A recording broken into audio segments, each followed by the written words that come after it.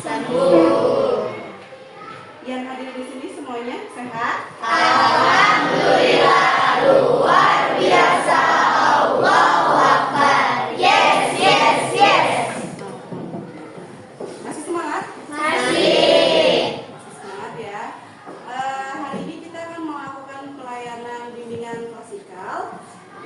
Sudah siap untuk melakukan bimbingan klasikal? Sudah. Siap. Mengingatkan kembali mengenai kesepakatan kelas ya, bahwa selama proses pembelajaran semuanya tertib. Kalau misalnya ada yang mau bertanya atau mengajukan pendapat, angkat tangan terlebih dahulu, sehingga semuanya bisa memberikan pendapatnya secara maksimal. Oke? Hari ini saya mau memberikan materi mengenai hasil pelatihan saya dulu beberapa hari yang lalu di SMP Negeri 1 Lembar terkait dengan 7 jurus BK hebat. Ya. Yang akan saya bahas hari ini adalah mengenai jurus 2 kelola emosi. Saya udah tanya dulu sebelum masuk ke kelola emosi. Apa yang kalian rasakan hari ini? Senangnya. Apa yang dirasain? Ada senang, kesal, dan gampang kayak bad mood. Bad mood. Yang lainnya? Nah, Hari ini kayak kesal, tapi ada ketawanya juga biasanya. Cuma ya gitu, gampang bad mood. Hari ini lagi berubah-ubah perasaannya. Laki-laki coba saya mau tahu perasaannya hari ini. Malu-malu? Kenapa saya bahas ke perasaan terlebih dahulu? Karena kita akan bahas mengenai sama? Sama gak? sama. Mandiri dan kuat, tumbuh di lingkungan sehat, bersama guru yang hebat, penuh cinta dan bersahabat, mendidik dengan tulus, gunakan 7 jurus, kenali potensi, kelola emosi, tumbuhkan resiliensi, jaga konsistensi dan jalin koneksi, membangun kolaborasi dan menata situasi.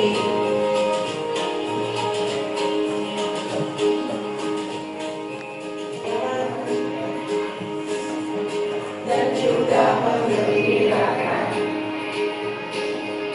tempat bertumbuh harapan, bersama ayo kita wujudkan, mendidik dengan tulus, gunakan 7 jurus, kenali potensi, kelola emosi, tumbuhkan resiliensi, jaga konsistensi dan jalin koneksi, membangun kolaborasi dan menata situasi.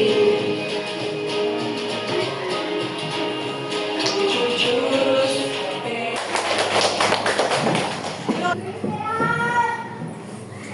Tadi mau nanya juga, apa yang kalian rasain? Saya mau tahu, kapan terakhir kalian marah? Kemarin? Tadi barusan banget Bu? Tadi pagi? 5 menit yang lalu? 1 jam yang lalu? Kapan terakhir senang? Sekarang? 10 menit yang lalu? Jadi sebenarnya kalau ditanya soal emosi, kalian mampu menggambarkannya dengan jelas kan? 5 menit yang lalu kah? Jenis emosinya apakah? Itu bisa dengan jelas tergambar. Hari ini kita memiliki tujuan layanan. Yang pertama, siapa yang mau bacain? Yang keras biar teman-temannya bisa dengar. Tujuan layanan. Peserta didik dapat mengidentifikasi berbagai macam emosi dasar manusia, misalnya marah, sedih, senang, takut, khawatir. Peserta didik dapat menganalisis hubungan antara pikiran, perasaan, emosi, dan perilaku. Peserta didik dapat menganalisis dampak emosi negatif yang tidak dikelola. Peserta didik dapat mempraktikkan teknik sederhana mengelola emosi. Kalian bisa mengetahui emosi kalian apa? Kalian bisa menganalisis hubungan antara pikiran, perasaan, dan perilaku, peristiwa, respon, dan output. Lalu kemudian kalian juga bisa menganalisis dampak emosi negatif yang tidak terkelola itu bisa jadi apa. Dan yang terakhir, gimana sih caranya mempraktekkan teknik sederhana buat mengelola emosi. Agar aktivitas mengenai studi kasus gila gampang dimas.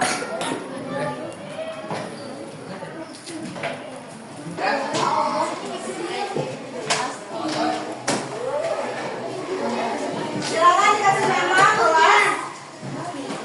Kita akan belajar menganalisis studi kasus sederhana banget.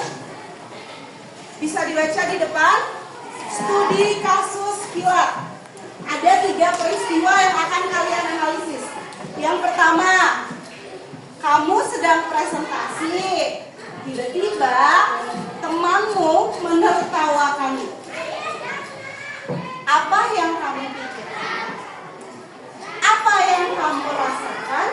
Dan apa yang kamu lakukan? Saya kasih contoh. Misal, yang saya pikirin dia mengejek saya. Itu kan pikiran ya?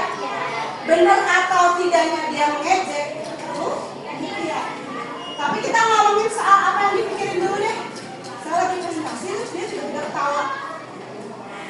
Yang saya pikirkan adalah dia mengejek saya. Lalu kemudian yang keduanya, apa yang kamu rasakan? Malu, sebel, marah, kesal. Dan yang terakhir, apa yang kamu lakukan? Bisa diam aja, bisa melotot, bisa membentak, bisa melemparin balpen, ya nggak? Bisa beda-beda nggak? Itu contohnya. Silahkan kalian kerjakan dari 3 studi kasus ini. Apa yang kalian pikirkannya, apa yang kalian rasakannya, dan apa yang akan kamu lakukan pada situasi itu. Presentasi, tiba-tiba temanmu menertawakanmu.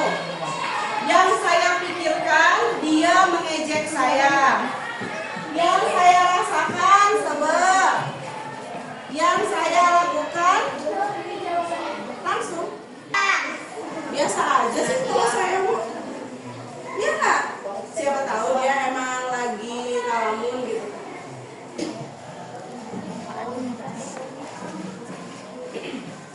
Waktunya 3 menit lagi.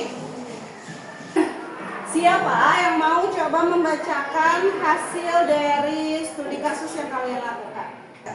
Terus apa yang kalian rasain? Sedih, kecewa, banyak jadi kayak bertanya. OPT gitu ya, overthinking, kunaon udah belajar tapi begini. Apa yang kita lakukan? Belajar dengan lebih sungguh-sungguh dan giat. Oke, keren. Belajar dengan sungguh-sungguh lagi biar nilainya bagus. Oke, sekarang biasa nih, kamu chat sahabat kamu tapi hanya di-read padahal dia online. Apa yang Gasani pikirkan? Pikirannya karena mungkin dia kepencet doang atau lagi sibuk jadi kepencet doang kebuka gitu. Jadi Apa aja? nggak sempat membales. Ataupun dia lagi di chatnya itu lagi rame jadi satu-satu balasin yang lain dulu baru satu. Yang kamu rasakan kalau kayak gitu gimana? Main kesel dikit karena kan aku udah excited di chat gitu di red.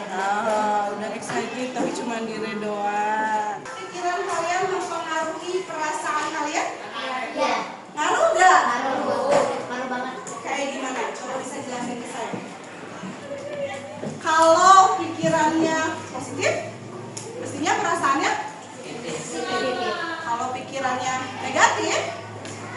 Perasaannya pasti negatif. Perasaannya juga positif.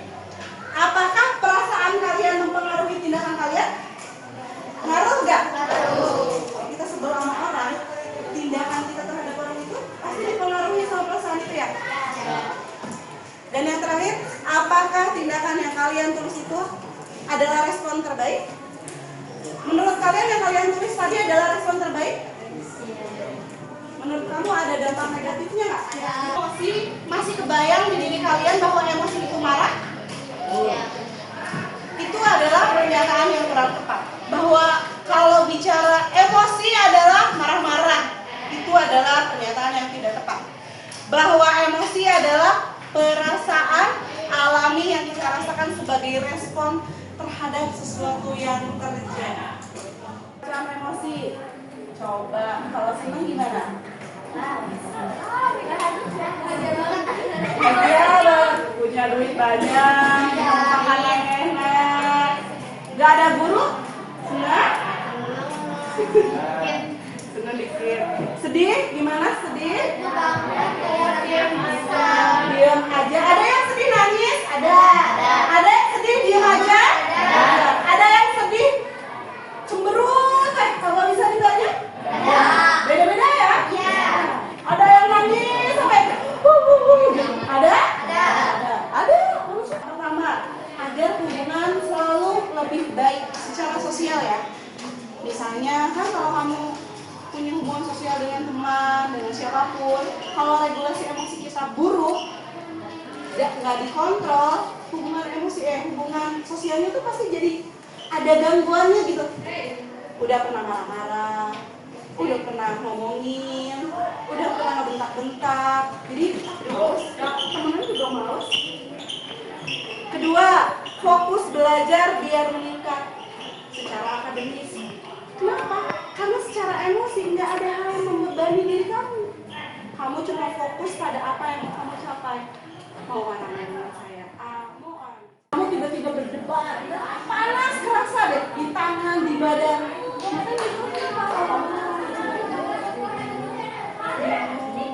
Gak usah nangis. Karena kalau kamu nggak percaya, dan terakhir, ini yang selalu jadi isu paling menarik di generasi Z. Generasi kalian apa? Kesehatan mental. Pernah ketemu dengan teman yang dikit-dikit baper, dikit-dikit OVT? Ya. Dan perasaan menentukan perilaku. Jadi ingat, kalau kamu punya pikiran negatif di kepala kamu, pasti perasaan kamu akan negatif. Dan perilakunya juga pasti negatif. Makanya dijeda, diregulasi. Tahan. Gak akan ada yang mampu mengendalikan diri kita kecuali kita sendiri. Tahan. Oke, bisa. Ya. Berikutnya yaitu kita akan belajar mengenai teknik stop. Aplikasinya yaitu mengenai teknik stop. Masih teknik stop kita akan praktekkan. Yang pertama, kalau kamu marah, stop, berhenti. Kalau kamu lagi ngomong, jangan. Kalau kamu lagi berdiri, duduk, berhenti. Kalau kamu lagi lari, duduk. Ngapa-ngapain kalau kamu marah, berhenti, stop. Kalau kamu lagi nulis, berhenti nulisnya. Kalau kamu lagi makan, berhentiin makannya. Kalau kamu lagi pegang HP dan marah, simpen handphonenya. Apa? Duduk, santai. Tarik nafas, hitungan 3. 1, 2, 3. Lepaskan. 1, 2, 3. Ulangi. 1, 2, 3. Jeniskan lagi. Rasakan apa yang bikin kalian marah. Pikirkan apa yang kalian marah. Kenapa saya marah? Apa yang menyebabkan saya marah? Apa yang dilakukan oleh orang ini ke saya sampai saya marah? Lalu kemudian berikutnya baru lanjutkan. Kalau saya marah, nanti hubungan saya jadi tidak enak seperti saya. Ya udahlah, nggak apa-apa. Atau ini saya perlu ngomong deh. Saya nggak suka kamu gituin, tapi bukan berarti saya nggak mau lagi temenan sama kamu loh. Ngomongnya kan enak. Biar ketika regulasi emosi itu terjadi, tindakannya, perasaannya, perilakunya juga jadi hasilnya positif. Ya. Kan kepada orang-orang yang cemas, panik ataupun overthinking. Yang pertama itu lihat dulu sekitarnya, sentuh, dengar, cium baunya, kecap rasakan. Jadi intinya grounding tuh yaitu ngerasain, terus kemudian napak, melihat, mencium, sehingga kita tuh sadar betul, oh ini tuh dari saya tuh gini, ini saya nih. Jadi marah, dia ngomong saya kayak gini, ya. Biar apa? Biar keluar emosinya, marah-marah pada tempat yang pas. Dan menangis juga merupakan salah satu terapi sebenarnya. Boleh nggak Bu? Boleh. Dan setelah menerima materi layanan ini. Jadi tahu bahwa kita teh harus mengendalikan emosi. Nah, Ibu tadi izin bertanya, Ya. kalau memendam emosi itu baik atau enggak sih dampaknya? Memendam emosi itu baik atau enggak dampaknya? Menurut kalian baik atau enggak? Baik. Ini tuh pasti pecah dua. Secara teori, memendam emosi itu baik atau tidak? Jawabannya sebaiknya emosi itu dirilis, dikeluarkan. Sebaiknya ini dengan cara yang pas. Kalau saya marah, ibaratnya nih, kalau dimarahnya 100%, 50-nya saya tahan dulu deh, 50-nya saya keluarin.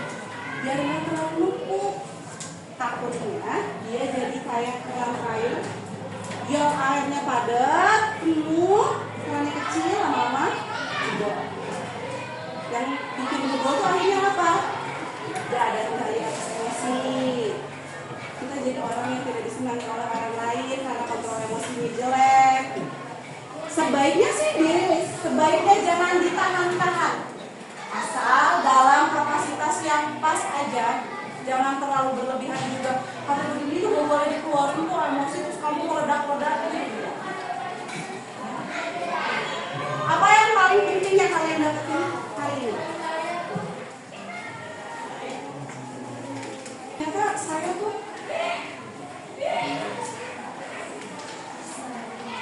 emosi tuh nggak bisa ditahan. Emosi itu pasti akan keluar aja nih. Bahwa emosi itu bisa diregulasi. Ada pertanyaan? Nggak ada? Cukup sampai sini? Oke.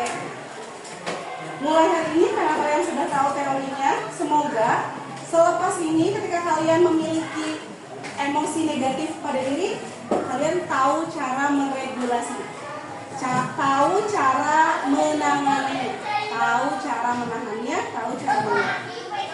Terima kasih banyak. Untuk minggu depan kita akan membahas mengenai 7 jurus BK hebat ya. Salah satunya adalah soal penulis potensi. Terima kasih banyak. Semoga hari kalian menyenangkan. Assalamualaikum warahmatullahi wabarakatuh. Waalaikumsalam.